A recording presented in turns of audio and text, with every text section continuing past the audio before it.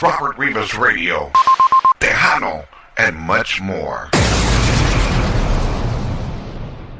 Robert Rivas Radio, Tejano, and much more. And at this time, it is my pleasure, man, my privilege to be here with world boxing champion, Jesse James Leja. Jesse, welcome to Robert Rivas Radio. Thank you very much. Thanks for having me. How you doing, senor? I'm doing great. You look great, dude. You look in great shape, man. Thank you, man. Well, I stay in the gym. I'm always working out, training people, and play basketball 3 times a week, so I stay busy. You look good, man. You look like you're ready to go another 12, 15 rounds with Oscar De La Hoya, man. Maybe 4. Yeah.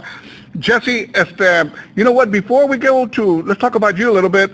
I want to talk about what happened this past weekend in Houston, Texas with your son. He was supposed to box, right? Yeah, it was supposed to be his pro debut, and it was on a huge stage with Canelo versus Kirkland on HBO. My son wouldn't be on HBO, but he was just a big stage at Minute Maid Park in Houston, Texas, in front of 30,000 people. It's just a big opportunity for him. But you know, my son trained for 10 weeks. His opponent was supposed to be trained for 10 weeks as well. And my son came in 144 pounds, a pound under 145, which was the contracted weight. And his opponent came in at 152. There was too much weight for my son to take on, so we had the opponent drop 2 more pounds. He did that, which is still 5 pounds overweight, still not in the contract.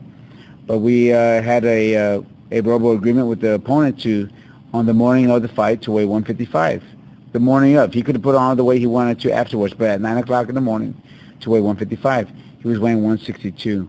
So it was obviously he didn't want to fight, or was trying to, you know, get an advantage over my son. And, you know, just talking to everyone that was around there, because I was trying to make it happen no matter what. Because my son had trained for 10 weeks every single day to get ready for this fight and for his pro debut. But everyone that I talked to, they said, don't take the fight, don't take the fight. And it was just, you know, I had a text from a dear friend of mine that said, don't let your competitive nature get in the way of common sense. And I knew that it was the right thing to do, is not to have my son fight, because it only takes one punch in boxing. You can get really hurt. Did this boxer have a reputation of doing stuff like this? No, not that I know of. Not that I know of. He already had 6 fights as a pro, and this would be my son's first fight. But I just think they're maybe, you know, trying to get one on us, you know, pull a fast one on us, where they figured he has to take the fight because he's going to fight here. Who else can they replace me with at the last second? But the thing we did was not to fight, because we had to. It's safety reasons. And how discouraging is this, because your son trained hard? Yeah, it's the saddest thing in the world. It's almost like working on a tough construction job or a manual labor job, where you just sweat every single day and work hard every day for 10 weeks. And then at the end of 10 weeks, they say, no, you're not getting paid at all. You don't get to showcase what you do. Talk about sweating and working hard. Jesse, you know what that's about, don't you? Yeah, and I tell my son, it's not the first time it's going to happen. You just got to learn from it and keep going, and don't look at it as 10 weeks lost. Think of it as 10 weeks of learning how to work out and getting the best of yourself. And he did his job. He did what he was supposed to do. My son still got paid, but it's just a tough thing because he wanted to fight. Sure. And that was his first fight? That would have been his first fight. Oh, my God. Jeez. How disappointing, huh? Yeah, and now he has to wait, mentally get ready for that again, mentally prepare himself to take on that first fight as a pro. When would this happen?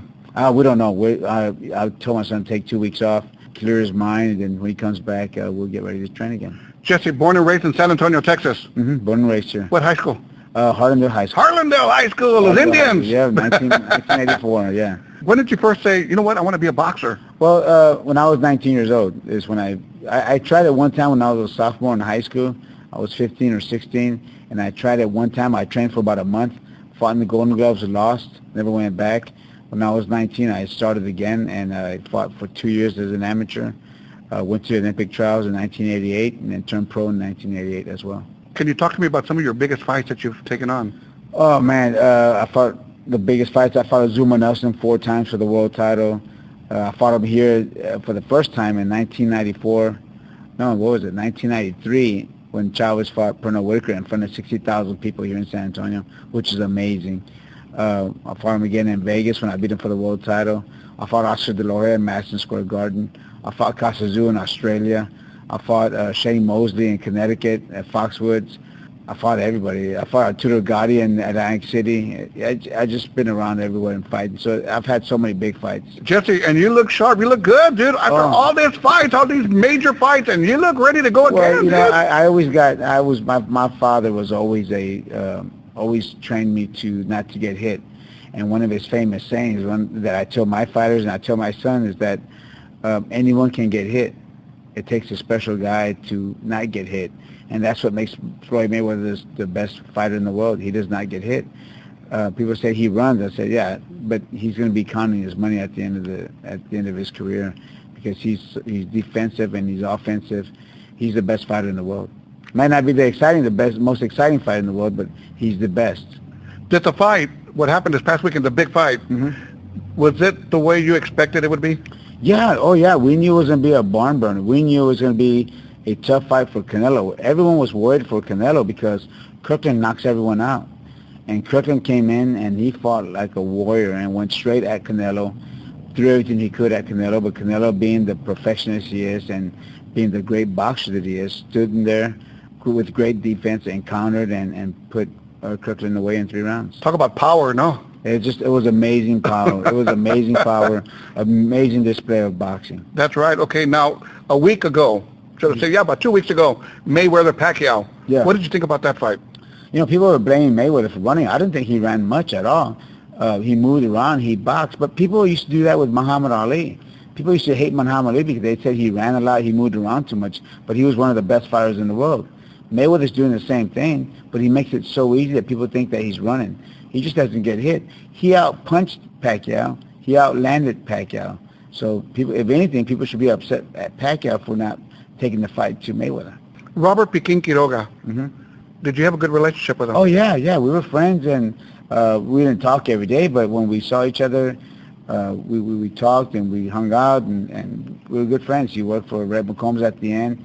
You know, when he was, after he retired, he was working for Red McCombs, and I was doing sponsorship for Red McCombs. So, I mean, we always talked. We didn't hang around because he trained at a different gym. I trained at a different gym. Sure. But we knew each other. We had mutual respect for each other. He was San Antonio's first world champion. You know, Jesse, how ironic this is that this interview came last second for me, and I jumped on it right away, and I show up in your gymnasium here in San Pedro here in San Antonio, and you're telling me, are you here about Tony Ayala Jr.? And you caught me off guard because I knew nothing about it, and you're telling me this just happened an hour ago. Yeah, what happened with Tony Ayala Jr.? I got the news about an hour ago, and what they were saying is that they found him dead at his gym. At, I think South Zamora Street Gym is the gym, I believe. They found him dead, and no one knows how it happened, or I don't know how it happened, so I'm just hearing that they found him dead at the gym. Wow. Your gym here on San Pedro, talk to me about this. Oh, you know, I've been here for 10 years now, and I train everyone from the age of 5 years old to my oldest client, who is 72 years old. My oldest female is 69, and I have most of my clients are in their 40s and 50s. What we do is we teach boxing, professional boxing, to everyone without getting hit. So they learn the movements. They train like a professional fighter without getting hit. So it's the best workout in the world. Wow. At the age of 72? Yeah, I had I had so many clients in their 50s and 60s. My oldest client is 72, and he's just amazing, strong man who loves boxing. And my youngest client is 6 years old. I teach everyone in between. Jesse, what is your opinion of UFC fighting? Oh, I love it. It's two different sports. UFC and boxing are two different sports. People try to compare them, but it's almost like trying to compare basketball to football. Two different sports. Right. And UFC and boxing are two different sports. Some people love UFC. Some people love boxing. I'm a boxing fan. I love boxing.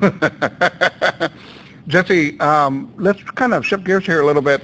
Let's talk boxing movies. What are your favorite boxing movies, dude? I think I'm not, and I think it's the same way because I've talked to basketball players. I trained the Spurs for the last 8 years, and I've asked a couple of them.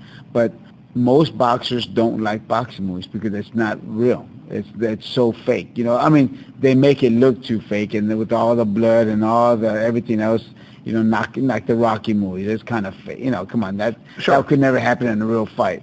That type of movements and whatever. But Rocky did. I'm personal friends with Sylvester Stallone, and I've talked to him when I was talking to him about the boxing, and one thing he did was, even though the movies didn't look like real authentic boxing, he did a lot for the sport because he gave a lot of fighters hope. he gave a lot of guys hope that no matter where I'm at, no matter where I started from, I could become a world champion. And sometimes that's what fighters need. They need hope. They need that drive. They need that discipline that Rocky had. And he changed a lot of lives for a lot of people that became fighters. But my favorite boxing movie, I would have to say, is Jake LaMotta's The Raging Bull. Raging Bull. Bull. I would have to say that's my favorite boxing movie. Have you ever seen the movie Cinderella Man? Yes, I have seen it. What did you think about that? It's a great movie. That may be my second favorite boxing movie. Yeah. But it's just the stories behind every fighter. Every fighter has a story.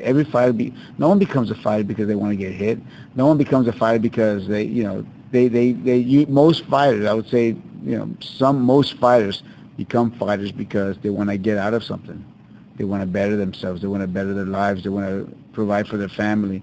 And sometimes boxing is a good way for them to try it, which is really difficult because I'd say less than 1% of the boxers make money out of it, make good money. And it's just a very difficult sport to make money in. Is it fair to say chasing the dream? That's exactly what it is. It's like chasing to become a lottery winner. Right. Not everyone becomes a lottery winner. Not everyone becomes a world champion. Right. And in fact, in the history of San Antonio boxing, which been, I don't know, maybe in the 1920s, 1918s, or the 1900s, there's been boxing in San Antonio. There's only been 3 world champions. Jesse, I look back to the day when I was a kid and my dad would take me to some of the boxing matches, wrestling matches, the Municipal Auditorium, the Convention Center, the Hemisphere Arena, then to the Alamo Dome. And I'm sure you were a part of that too. Would you attend some of these boxing matches growing up? Oh, yeah. I remember seeing my dad at the Municipal Auditorium. I was probably 5 or 6 years old, maybe 4 years old. And I remember my dad in the ring fighting. I didn't know which one was my dad, but I just knew my dad. Really? We didn't have the best seats in the world. But I just remember I'm 45 years old, and I see 2 guys fighting, and I knew one of them was my dad. I didn't know which one. And then about 30 minutes later, I see my dad walk up and sit right next to us, and he had a huge black eye in his eye. And that's my first experience of boxing. Wow. And my dad wouldn't let us fight. He didn't want us to become boxers, so we didn't become boxers. That's why I had to wait till I was 19 years old to try my hand at boxing. Your son being a boxer, did you talk to him about boxing? Did he say, you know what, Dad, I want to do what you do? No, I tried to discourage my son. Matter of fact, I did discourage him, and I worked for 19 years. And he always said he wanted to try it out. When he was a sophomore in high school, he said he wanted to try it out, and I discouraged him. And then he went to college, and then when he was 19 years old, he said he wanted to try it. And I said, well, finish college first, and then we can go at it. And he graduated from St. Mary's University, and now we're going to turn pro. Jesse, I'm looking here at your gymnasium, and I got to tell you, man, I can just feel, boxing ghosts in here, although they probably all haven't been in here, but you can just feel it, man, and it's just a vibe. It's a vibe. Oh, my God. I'm looking at your pictures, and I'm looking at some of your pictures with all these belts wrapped around you, man, these championship belts. What was the feeling like when you first won your first championship? I was I won the North American title 3 times, and that was the first title I won, was the North American title. But when I won it, I just felt more it was for my dad. I said I would win this for my dad because he never became a champion, but he trained like one, and he worked like one, he worked out like one, and he trained me to become one. So I think it was more of my dad's belt than it was mine, because without him, I wouldn't be able to do what I've done. And my dad would always teach that defense is a great thing to have in boxing, not to get beat up, because you're going to retire at one point, and you want to have your faculties with you when you do retire. Was it a hard thing for you to retire? Oh, yeah. I did it for 20 years straight, or 21 years straight, 17 as a pro and 2.5 years as an amateur. So it was the toughest thing in the world, because that's all I did for 20 years straight, nothing but boxing. And to retire, you always have to find someone to retire to, not just retire, because when you retire, you become depressed. You have nothing to do. I opened up my 2 gyms right away, and it gave me something to do when I was not fighting. When did you realize and say, I need to retire? I pushed it all the way till I was almost 39 years old when I retired. So most boxers retire when they're 32, 33. Right. So all the young guys that I fought retired before I did. You were still out there. I was still out there, and not everyone can do it. But I pushed it as long as I could, and I worked out as long as I could, and I was dedicated to the sport until I retired. What does Jesse James Leja do outside of the ring, or should I say outside of the gym here? What do you do in your off time, Jesse? Well, I don't have off time. I'm always, Really? I'm always working. I have a partner who's Mike Bata, and we have Leja Bata Promotions, so we promote fights. We just promoted the big fight in Houston with Canelo Alvarez and James Kirkland. That was on HBO, so we promote fights as well. Wow. Jesse, you have represented San Antonio. I mean, what more can I say than applaud what you've done for the city of San Antonio, representing us. You know, every time they would introduce you in the boxing ring, you know, San Antonio, Texas, Jesse James Leja, you know, wow, you know. And that's something I love hearing. That's something that made me so proud when I was in the Madison Square Garden, when I was in Vegas, and the announcer would say, from the beautiful city of San Antonio, I would just get chills, because I would say, man, this is my hometown, and everyone loves San Antonio. It's beautiful. And so when that was something I loved to hear, and I would always tell their announcers, make sure you say it from the beautiful city of San Antonio. And they would always say it regardless, but I would always remind them to say it. And I'm proud to be from San Antonio. Sure, and you made us proud, Jesse. No, thank you so Luis, much. amigo, I know you're a big Spurs fan. Yeah.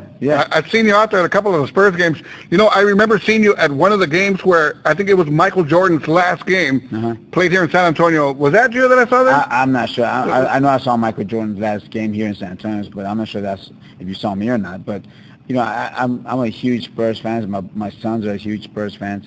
I've had the honor to train the Spurs for the last 8 years, for 3 months every year in the summertime. I train them during their off season. And, you know, Tim Duncan is the biggest advocate of the boxing that we do with him. So I get to train Tim, Manu, Tony, all these guys every year for the last 8 years. That is simply unreal, man. It's amazing. That's okay. And then you see him on the court kicking ass, then right? I see him on the court, and I go back and forth with Tim on text, tell him that I call him the GOAT. He's the GOAT. The GOAT. the greatest of all time. He's just the greatest of all time. Now I got you. Okay. Yeah, and it's like Muhammad Ali. He was the GOAT, the greatest of all time, and I call Tim the GOAT, and he's just an amazing athlete. And the way we train in boxing is the way he trains in basketball. He wants to perfect it. He wants to make sure he does it the right way. And I even tell Tim, it's okay. You don't have to do it. He goes, no, I want to do it the right way. He's a perfectionist at everything he does. How did this relationship start between you and the Spurs? I think I got a call from Popovich saying that he wanted me to go out there and train some of the players, and that's how it started 8 years ago. And this will be my 9th year coming up. How flattering can that be? It's amazing, and I get to take my sons, and they help train, and I get to take some of the trainers from the gym, and we go out there and train the whole team. There'll be 15, 16 players out there at one time, and we're all doing workouts with them. And matter of fact, it all started in 1999 when there was a lockout year, when the Spurs won the title the first year. Right. During the lockout year, the Spurs couldn't do basketball or train at the gym, so they were coming out to Alamo Stadium and following my workout routine and running. So we would be running around the tracks, running sprints, and I had all the team with us. Tim Duncan, Dale Robinson, everybody just out there running sprints, and they were doing my workout. Do you find it tough still staying in shape the way... Dude, you look like, man, like I said, dude, I'm not making this up. Yeah. People, man, Jesse looks like if he's ready to go some more rounds here, man. I'm about 5 pounds over what I used to walk around at when I was fighting at 140. So I'm about 165, 170 in between that. But, I stay busy in the gym. I train people, I work out with people, and I play basketball as much as I can. I try to keep myself in shape. How do you do it, Jesse, with all this great Mexican food here in San Antonio, dude? Well, I eat Mexican food. I just eat the right food. I eat a lot of chicken, a lot of fajitas. I eat, refried beans. Not refried, I'm sorry, pinto beans, a lot of salad, avocado. I just got to say it from the tortillas. And the homemade tortillas, no? And the enchiladas, all that, I got to say what's up. I still try to eat, wherever I eat, I try to eat the right way. I'm not going to use the word stadium. What arena totally impressed you or just blew you away? Like you were mentioning Madison Square Garden, Vegas. Is there one venue that you said, wow, I can't believe I'm going to fight here? That's Madison Square Garden. When you walk in there, you can just know the history of Madison Square Garden. Joe Louis, Rocky Marciano, all these guys that fought at Madison Square Garden. Muhammad Ali fought there. And matter of fact, they say it was the same ring that we fought in. So that one just has, because of the history. But I've seen so many beautiful arenas, the Tulsa Dome in Australia, inside that stadium with seats 160,000 people, whatever. But it just, I've been everywhere. But once the bell rings, you don't know where you're at. You just know you're inside four corners and you fight inside the ring, and you don't pay attention to anything else but the opponent. Jesse, correct me if I'm wrong here, but one thing that I've noticed about boxing, I could be wrong about this, is that back in the 80s, 70s, 90s, it's changed the way they introduce boxers like they do today. Is that true? I think, they don't introduce them the same way because they have to get the fans behind it. They have to get the fans more into the... Back in the old days, they just introduced the fighters and boom. Now there's a little bit more theatrics to it. And they got to add more drama to it because, people want to be entertained. You got to do entertainment. They say boxing is struggling right now. I don't know if it is or it isn't, but I've noticed that they're starting to show boxing on ABC, NBC, and prime time. Yeah, it's not struggling. Boxing has been around. It's been around since the beginning of time. People have been fighting. Right. And MMA's doing it, but it's a different fan base than MMA than boxing. Like I said before, if you like basketball, you're going to stick to basketball. If you like football, there's some people that like both, but there's some people that don't like football. There's some people that don't like basketball. There's some people that don't like MMA. There's some people that don't like boxing. The boxing fans are always going to be around. MMA fans will always be around. There's enough for both. Well, Jesse, just on a quick note here, have you ever met Mike Tyson? Oh, yeah, I'm friends with Mike Tyson. I'm real good friends with Mike. Really? I don't call him or text him, but whenever we see each other, we hang out, we talk. He's a very nice guy. Pretty laid-back guy? Very laid-back. Nothing compared to what you see in the ring? Nothing what you see in the ring. And not the same person he was either when he was fighting. I think he's changed a lot. What you see in the movies and what you see when he's performing in movies is what the real Mike Tyson. Have you seen that Mike Tyson on stage on HBO with the showing? That's real Mike Tyson. The way he is, that's the real Mike Tyson. Really? Yeah. Wow. Jesse, any words for your fans? Oh, first of all, people have supported me here for 20 years when I was fighting the Olympic trials in 1988. I've always had the appreciation of the fans. And I just want to tell all of them thank you very much because I'm honored to be from San Antonio. And none of this would have happened if I didn't have the fan base that I have. And I want to say thank you to all the fans. I appreciate them. World boxing champion Jesse James Leja, you know what, dude? You'll always be a champion here in San Antonio. Thank you so much. Appreciate that. Jesse James Leja, thank you. Thank you, brother.